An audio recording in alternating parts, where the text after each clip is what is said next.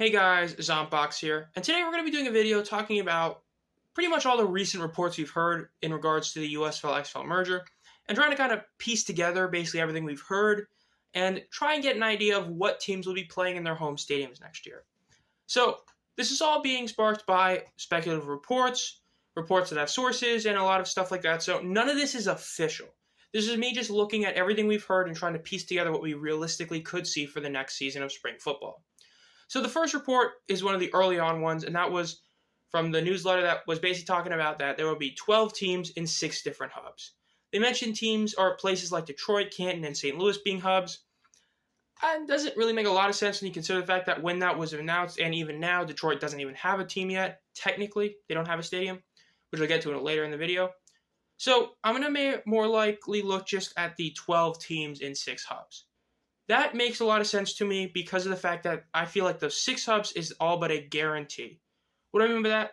Well, heading into this new league, if we were to look at James Larson's report of all 8 USFL teams surviving and 4 XFL teams surviving, it makes a lot of sense because really the closest to guaranteed teams we have in playing their home cities, 2 from the USFL, the Stallions and the Showboats, and then all 4 XFL teams, the Defenders, Battlehawks, Brahmas, and Renegades. All these teams are pre-selling tickets, they have stadium deals in place, at least all that we know of. So those 6 teams are all but guaranteed. Those could be those 6 hubs that was originally talked about. And while, yes, the in consideration for like Detroit and all that might not make sense, again, this is just very speculative looking at. Because, well, that's not really all there is. Because you see there are 3 separate teams that also have deals who are being made as we speak, at least that we know of. The closest one was Houston. The XFL, right before the merger was announced or anything, was being talked that they were getting really close to finalizing a deal with Rice Stadium to play with the Roughnecks to play in the next season. This is due to the fact that TD-ECU Stadium is going under renovations. The XFL didn't even want that deal in the first place. So that is a potential another place for a team to play, i.e. the Gamblers. Another one is Ford Field with Detroit.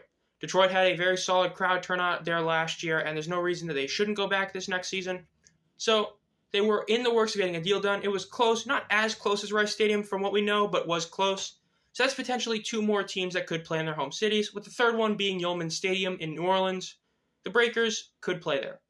This one is the least amount. You know, we had one of the New Orleans Breakers reporters talk about this early on in the cycle, but that one seems like the more far out one, but it still is a possibility, especially when you consider the fact that all 3 of those teams you can't actually pre-order tickets for right now. So even though you could say, well, it's just them, covering your bases, it kind of makes you wonder that there's a real shot that we could see these teams playing there.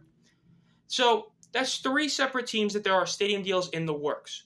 That could bring us up to 9 teams playing, or that could bring us up to 9 teams playing in their home stadium this next season, which honestly would be really solid. That's 3/4 of the entire league playing in their home stadium. Is it as good as the XFL's? No, but if they're based in their home stadium, it means that 9 teams are based in their home stadium versus how the XFL only had 1 last year and the USFL only had 3 last year. Based meaning you actually live there, play there, practice, all that. But there's also one other chance. Canton's already pre-selling tickets. We've heard these rumors ever since it was originally announced heading into year 2 that we could see the Maulers or the Generals become a Canton team. It wouldn't be shocking. Those are the 2 hardest cities from what we know of to actually get a stadium deal in place. So seeing one of them rebranded Canton would add another home team to an overall pretty solid area, which could bring us up all the way to 10.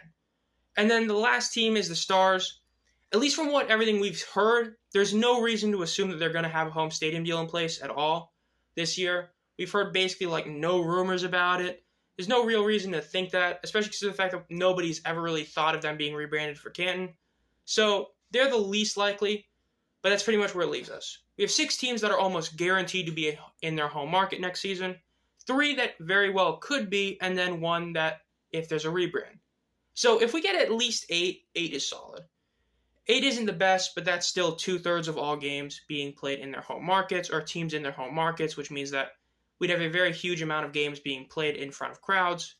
Then if we have the Breakers, which are the least likely, that could be up to 9, and then potentially 10 teams. It's not a perfect world, but it's a lot better than the early reports of 6 teams playing in their home cities. But like I said, this is all speculative reporting, but this is based on everything we've heard so far. We have 6 teams that have deals in place, that there's no reason they shouldn't be back. They all had at least decent crowds, even though Arlington was a bit of a disappointment. None of them were terrible. And then with 2 stadium deals in the works, whose crowds also weren't awful. Houston wasn't as good as we expected them to be, but they were still decent. But we'll see.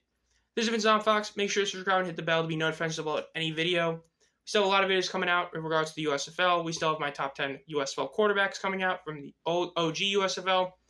And make sure to be notified so you can keep up with all the news regarding the merger. If anything else comes out, I'll make sure to make a video on it. And as always, have a great night.